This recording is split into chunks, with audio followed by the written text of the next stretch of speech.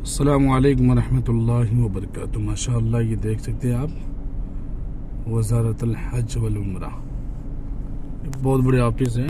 हज उम्रा के जो हाजी आते हैं, कोई मसले मसाइल हो जाएं तो ये उनके लिए ऑफिस यहाँ पे मौजूद है। हरम के बिल्कुल करीब है। सामने आप देखेंगे, ये आपके सामने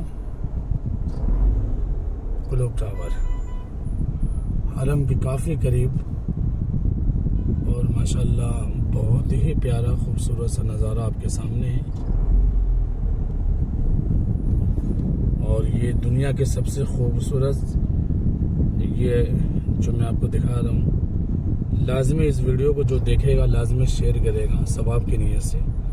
और कलमे तैयबा जो है ना, पूरे दुनिया में हर जगह ये इसको फैला दो। अच्छी बात बताना भी सदका है।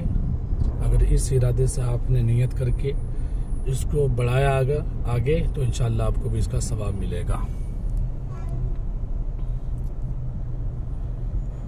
और हरम के बिल्कुल हम करीब हैं।